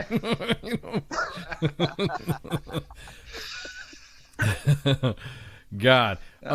So what's the so again, how big's your staff? I mean, how many people you got? As far as running the organization, and what's your podcast hours? So like we broadcast 4 times a week. What's your all schedule and stuff? So we used to go live with our Saturday podcast, and that was back in the day. our technology guy, he's Asian, so that's why we picked him. No offense, but he Ranger buddy of mine. He PCS'd and everything went to shit. So we just started recording it. So we released our stuff at 1700 on Saturdays, and like I said, we would invite any veteran-owned business to come on and say what you do, or we also encourage anybody. If you're a squad and want to come on and just talk some shit, come on. Right. Yep. If you're a squad that wants to come on and talk shit about the Marines, the Navy, like you did this, you did that, we encourage you to come on. It's great therapy when you come on and actually share your war stories. We do it. It's awesome. But our staff, we have a banker. We picked a banker in Chicago because Chicago is corrupt. So we want the most corrupt guy that we can have, and he's an awesome dude. Shout out to Matt. Yeah, shout out to Matt. We got a technology guy, former paratrooper, that has no real qualifications, but he can draw good. So got him. That's Perry. And then obviously Joe's the other co-founder. He's awesome. He does all of his UFC fight picks. And then we got some awesome volunteers that, because we don't make enough money to pay him yet, but we got, Bill Pearson, the Mad Russian that I nicknamed him, and it's funny because everybody gets mad at him because he's a communist, but he's really not Russian. So Bill, I'm sorry, but oh well. He volunteers. He's a sergeant major now. And then we have a couple moderators. Marnie is the spouse, and then we have Letha and Len. They come on and they help out with the moderators. But again, we're just trying to get started, and like I said, we want to have the biggest community of veterans of all time and buy property everywhere and just have a great time as veterans and hash shit out. Right. So that's kind of what we're about. We got a question. So what if you tell them a certain percentage goes to the benefit and the rest is the cost of the product? Would that help? I'm gonna answer that question from my side. No, ain't gonna help. You're not gonna satisfy anybody. You could say proceeds of this sale. Some proceeds of the sale will go to assist veterans to do yada yada yada. Go ahead, Nick, Dave, your turn. We give 3% of our total 3%. 3%. Okay, so there you go. Of every sale, the buttons, However, the shirts. People need to listen to the end game to where we want to be big enough to handle anything, and you can't do that nonprofit. And again, if I have a Lambo and a pool because I'm giving your whole platoon, a beach house, okay, I'm okay with that, and I hope all are too. Yeah, I mean, give some of my friends and squad, some of your teammates, some baller ass gifts and stuff like that would be awesome. Yeah, hell yeah, dude, I'd be cool with that. I mean, if that's what you want to do to grow large, and you guys are veterans, and that's the way you want to do it. I think, like I said, it just goes back to being a bunch of fucking haters out there that don't like the shtick or don't like it, whatever. Go ahead. Well, they don't want to put their stick in the game. They don't want to put their stick in the game. That's what I'm talking about. Yeah, because I'll be more. As a matter of fact, you guys let us know when you're going to have your next podcast, or you guys going to be broadcasting live or something like that. We'll share it on WTF Nation Radio's page, and then we don't mind doing that. So, but That's awesome. That'd be awesome, brother. Because we're promoting veterans and veteran-owned businesses, and a lot of them are for-profit. And again, they deal with the same stigma you were talking about, where it's like they have to explain themselves as to why they're charging full price. It's like, I don't know, maybe because it takes money. It's like, yeah, we've invested a lot of money in this. Yeah. Oh no, I know the feeling when it comes to that shit, man. I know when it comes to some of the stuff that we handle out, and they're like, well, that's going to be this. I'm like, I didn't expect it to be so much. And Spanky was like, well, there you go. That's how much it costs. Cha-ching. There goes PayPal. So boots cost money. Exactly. They do. So Bill Pearson says, talk about our sports picks. Oh yeah. What's the sports picks? Oh well, so if you're a gambling junkie, and you have nothing else to do, watch our sports picks, because I personally picked the NFL games, and I'm 24 for 27 now on my locks. So if you've been betting on my locks on the NFL, you're doing pretty well. Bill and Joe pick UFC, and they have a competition going, and it's a White Claw. It's a White Claw challenge. So we always do White Claws because no real man. I'm drinking a White Claw right now. You can't see it, but it's just to make Bill happy. So why do you guys say that? So what's wrong with Tecate? You don't like drinking Tecate? Why don't you want to drink Tecate? Why is it got to be White Claw? Well, Tecate's fine. That's a beer. We're talking about the seltzers. You just the way you said that. The way you said that. Tecate's fine. We're talking about that's a beer. Yeah. Classic. Oh, so okay. I'm sorry. Go ahead. I didn't mean to interrupt your claw story there. Go ahead. It's your show. You do what you got to do. I love it. So there's this stigma that men can't drink zero sugar alcohol. So if I want to drink a White Claw and so I don't get fat because I'm still active duty, then maybe that's what I drink, right? Whatever. So, but we make the joke, and the challenge is you have to slam a White Claw and then put it on the page. So they have a pick going, but if you listen to their picks, these two guys and Joe, the other founder, are awesome at UFC. They worship it religiously. I don't like underwear fighting. I call it underwear fighting, but they love it and they pick it and they're very good at it. So if you listen to their picks, if you go on our YouTube channel and watch the picks, if you don't believe me, they pick about 90% of the entire fight card every time. So we keep tagging like all the casinos to like, hey, you guys suck. These guys are really good. Like, pick them. But they don't listen to us. Up yet, but it's coming. Yeah. It's coming because they're too good. They're too good at it. And I pick based off a name. So if you have a Russian name, I pick you because you're winning. Like, you're winning. Or if you have like a name like Gabriel, you're probably gonna win because you fought your whole life. I think they made a song about that. Like, named you Sue, right? You should be drinking 3 Cletus. We're coming out with our own drink. Yeah, we're coming out with our. Hey, put it on our page. We're gonna once we make our drink, we start drawing the stuff up. We're gonna have some. It's William Wallace, one of our fans, and he created the original creator of 3 Cletus.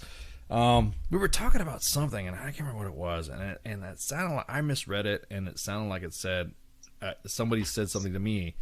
And they said, "God damn, Ice! It sounded like you just said 3 Cletus." And we just all fucking started rolling. And William Wallace was the guy that said that. That's what you just said, and I was like, "Oh, cool punchline." You know? Yeah. Exactly. Yeah. Is there sugar in 3 Cletus? We have to wait for the beer to come out first, man. You said Bill it's a beer. Bill can only drink White Claws. We'll probably have to make a Cletus Claw or something like that, so that way we can have a better taste to it. What's the someone? Oh, Spanky just said that she needs we need a Russian on the staff. Did you guys know any other Russians? I mean, I don't know. Is it cool to talk about? Bill's not a Russian. He's just gigantic. So he looks like Dolph Lundgren. So we call him the Mad Russian. Okay, got it. All right, so there you go.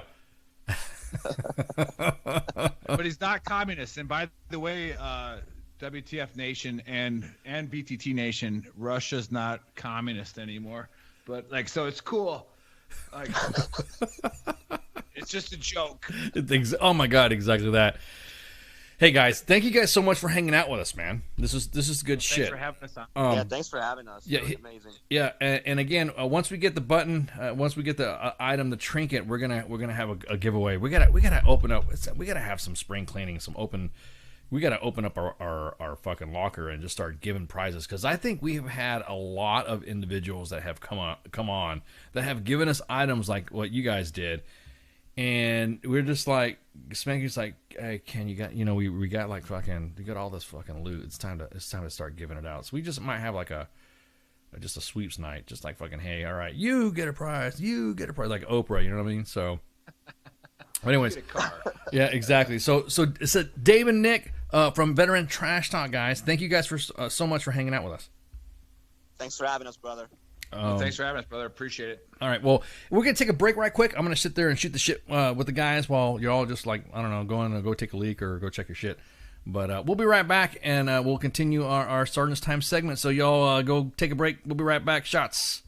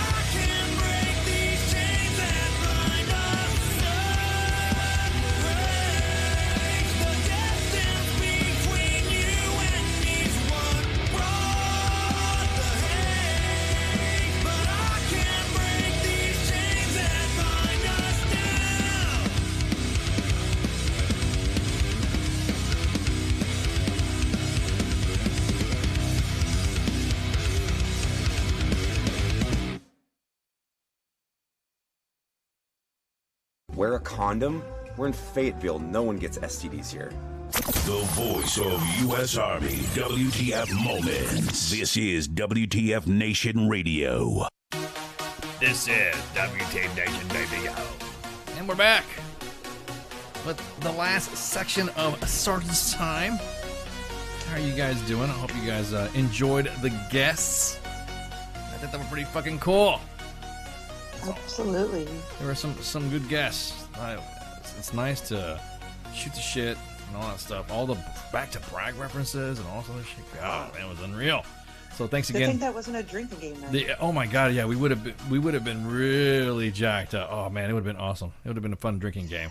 The back and brag. Oh, I hired a Russian. You- I just decided that I have that authority now. You got so and- are we involved in collusion now? Are we doing some collusion? Are we colluding in? Yes. Are we doing the collusion of excellence? So I hired someone. You hired Ivan. I just decided we don't go through this whole hiring process anymore, and I can make those decisions. If you don't like it, Yeah. you can fire me. He's hired. This is what happens when you leave me into chat rooms unattended. Yeah, really. Yeah, man. So you just gonna go ahead and just decide to get a Russian and get us in trouble? Is that what it is? Yeah, that's pretty much it. Yeah. Don't let me find an Asian. I'll Yeah. get me one of them too. You want to get? Oh man, see, here we go friggin' talking all that crap. Diversifying our workplace. We have to. We do need some more diversity. We do. We do. I mean, having to deal with a bunch of old people. That's the. we do. We had some people quit. They moved on to bigger and better things. One went to be an EMT, so we lost our gay guy. Yeah. Oh, I know. We lost. Yeah. Oh my. That's right. Ender. That's right. He was. Ender. Yeah. Oh yeah. Ender wasn't. Oh, I miss you, Ender. I do. I miss you. I miss you. He was my. God, the good old man. Ender, give us a call, Ender. We miss you, bro. I'm gonna have to check on him. Yeah, let's check. We gotta check on Ender and see what he's doing. I'm just gonna bring him back. If you guys don't know who Ender was, our he was our other host on Sergeant's Time. Ranger. He was Ranger cook, Ranger medic, or something like that. I can't remember. He was. It's been so long. It's been a long time. Yeah, he was just fabulous. Yeah, he was fabulous, and he was. When we brought him on, we hired him. Everyone gave us a lot of shit because he was openly gay, and he would talk about him and his boyfriend, and it was just I don't know. It was just fun. He was a fun fucking host to have, and he was studying for the EMT and trying to work hard to be an EMT, and the schedules didn't work for him to be a host on Sergeant's Time. So it's just like, oh, dude, it just miss Ender. I miss you, bro. I miss you. Yeah, but a lot of our younger hosts, it is fun to watch them grow up and see what they've gone on to do and get married and graduate college and go through college and all that. It's like you're watching them leave the nest. Oh my God, little babies. Little babies, yeah, they're gonna fly now. They're gonna fly, and I'm just waiting for the first freaking one to call back and say, I need some divorce advice or something. I'm just kidding. Wish everybody I wish everybody. Miss Pie. God, I miss the. We should have like a fucking reunion. Oh, Doc Madness too. Oh my God, yeah, Doc Madness. Holy crap. You guys don't know who Doc Madness is. We need to plan that. We need to plan a for Valentine's Day. a host reunion. Just kind of like come on and shoot the shit with us, and we should plan that. Or we could do that for our birthday in March. That's what we should plan. Oh yeah, we should do that. Yeah, we should have all of our just hosts just hanging out and shit like that, and talk about stuff. Let's make a plan. Let's make a plan. I have to hit up Doc Madness. I miss Doc Madness. Oh God. I'm making a note. Yeah, I was about to say. As a matter of fact, I think I got some. Let me see if I got some Doc. I got some Doc Madness stuff like that. Let me see. Here's one. We used Doc Madness for. He's a veteran, Special Forces medic, and he and I know each other from another life. And he served as a medic on a drop zone during one of the events that I had happen to me, and it was pretty. Like I said, it was pretty fun. Just memories that we talked about that when he used to talk. Maybe if you knew how to jump right, how the way he talked. Let me see. Here he is right here. So I got. He's talking about Facebook Live when it first came out to Facebook Live. Hey, always a pleasure, Veteran Trash Talk. And we were talking about coming on Facebook Live. We have other venues when I play. So he called, he left a voice message for me on the phone. And I asked him, hey, want to talk about Facebook Live? Do you want to, do this and say whatever? Then here's Doc Madness talking about Facebook Live. What is this Facebook Live? I've never heard of this shit. And then, I miss him. If that's really a thing, and miss. I get authorized to do it once, it's pretty much 3.7% of our me hosts. sitting there talking shit. Like constantly. Oh man. I need to check in on Jim Beam too. See Oh yeah, see what he's doing too. Yeah, we gotta get them on there. Tell them I said hi. Tell them I said hi back. Hi Lexi. Hi Ty. I hope you Julios are doing good tonight. Anyways, let's talk about freaking the fucking house thing, right? Shit. Yes, get the lemon pledge. Yeah, we got the sweep. We gotta sweep it out. So tonight we had Dave and Nick from Veterans Trash Talk shooting the shit with us. It was some fun trash talk. I think I'm gonna call them up and say, hey, when you going live, I'll join you for your Zooms. And we'll hang out. I don't mind talking shit and all this other stuff. Probably a good time to get some fucking shit off your chest anyways. They came on, shoot the shit. They're talking about the button. Like I said, that button's gonna be there, and once we get that button, we're gonna show it off, and it's gonna be pretty cool. I'm excited. I gotta push the button. It better be like not. You're gonna get the button, and you're gonna you should video it. You're gonna be like pushing that button and stuff like that. So yes. See how the dog reacts. See how the dog He probably won't react at all. You couldn't see this. Poor Tank. You're gonna be like, get over here. He's gonna be like, get up and like run after the fuck. He's gonna. It's not a tree. I don't care. You know how dogs, when they fart and they wake up and they chase something, they're like, oh, what? That's gonna be the same fucking thing. No, he doesn't even do that. He farts and it smells the whole house. Yeah. And it doesn't faze him. He doesn't even wake up. I remember when Jay Reddy said that, when he was like, he was, what was he saying? I talked to him on the phone when he went down there, and he was like, we were just shooting the shit, and that's when you guys were, I guess, in the kitchen or something like that, and I heard him going, God damn, did that, who shit their pants, you know?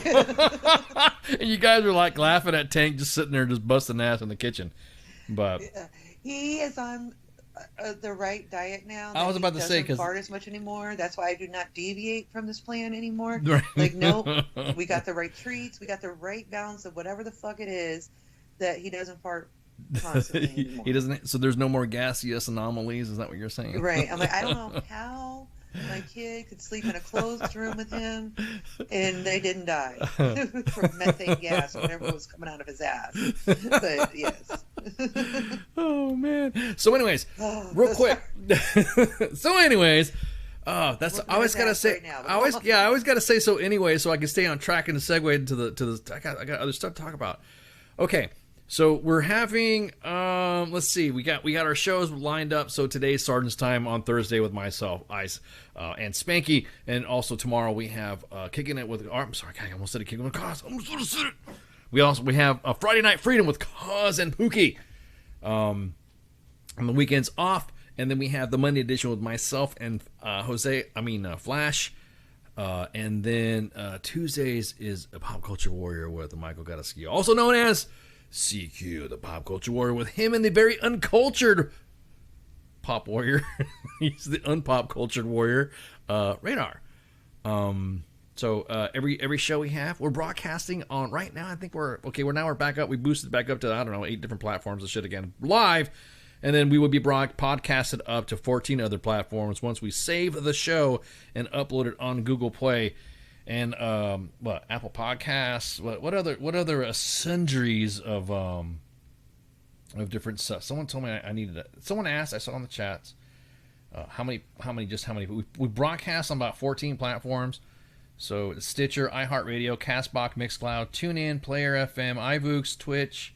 Of course, you're listening to us on Periscope or Twitter live right now, and then the 2 Facebook pages. YouTube, Mo Crush, Google Play, Apple Podcasts, and the WTF Nation Radio website.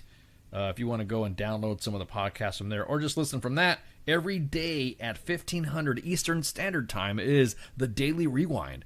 So a show will be broadcasted. It's recycled. It's just automatically an assorted, show will come up and we'll just pop on there, and it'll be anything. I think there was a couple of shows. I think, what was it, last week? I think the computer or the server must have just kicked up a good. It must have been a good mix, a good segment, because it was awesome. It was Monday was one of the old Red Lake broadcasts. Tuesday was one of our me and Jay Reddy shooting the shit on Saturday Night Savagery. It was a good fucking week of good daily rewinds. So yeah, exactly, a plethora. It was a plethora of assorted shows, the way you can enjoy yourself when you download this. But anyways, make sure you share, like, and follow. To our friends in the Space Force, they're busy right now, and they are about to. Buzz wanted me to shoot a note to you guys saying that they're going to be doing some like space radio shit or something like that. They're going to be sending out for individuals in the Space Command and the U.S. Space Force. They'll be launching a recruiting drive to get more admins because they're formulating meetings and stuff like that to get that stuff good to go. I can't wait to see what they're going to do. I said, if you guys get Elon Musk on there, I will fucking drive down to your studios and just hang out. But they're gonna have that. Was that it? I think. I think that's it. I think that's it. All right, cool. All right, well, thank you all for hanging out tonight. We appreciate it, and we hope you enjoy your rest of your week, and of course, tune in tomorrow to Friday Night Freedom with Kaz and Pookie. So you all have a good night, and Space Force shots. Hey, this is SEAC retired John Wayne Troxel. You're listening to WTF Nation Radio, the station of choice for all of the badass MFers on the planet. The voice of U.S. Army, WTF Moments. This is WTF Nation Radio.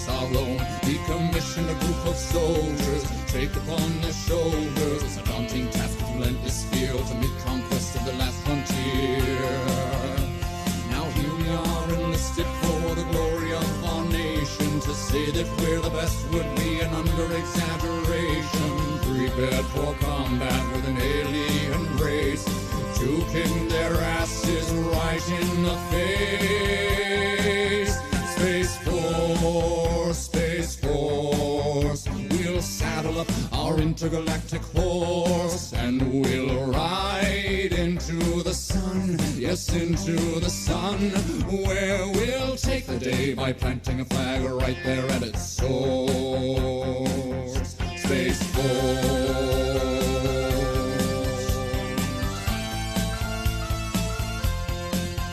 Now they say that they've discovered life up there on Mars, so let's blow it all to hell and then claim it for ours. We'll paint the moon red, white, and blue for no other reason than we wanted to.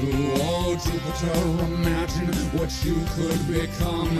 A stupid, pointless planet turned into a giant gun. And Russia, so sorry, have to burst your bubble. Be a good sport now, sit back, relax, and watch us through the hubble as we celebrate the greatness of the United Planets of America.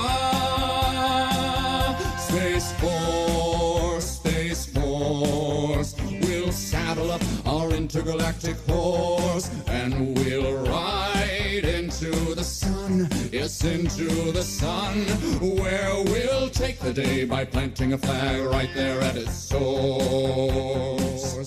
Space Force.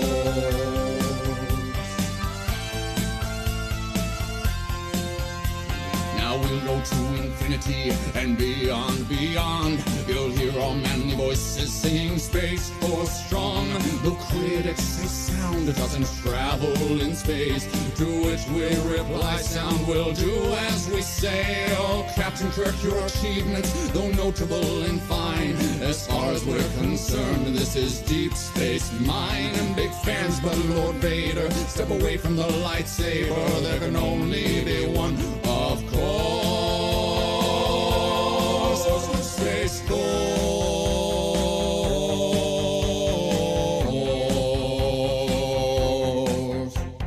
Ra-da-da-da-da-da, ra-da-da, ra-da-da, ra-da-da-da-da-da-da-da-da-da-dum, dum, dum, dum, ra-da-da-da-da-da, ra-da-da, ra-da-da, ra-da-da-da-da-da-da-da-da-da-dum, dum, dum, dum, dum, dum, dum. Space Force, Space Force. We'll saddle up our intergalactic horse and we'll ride into the sun, yes, into the sun, where we'll take the day by planting a flag right there at its source.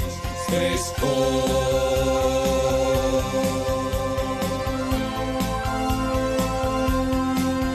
Space Force.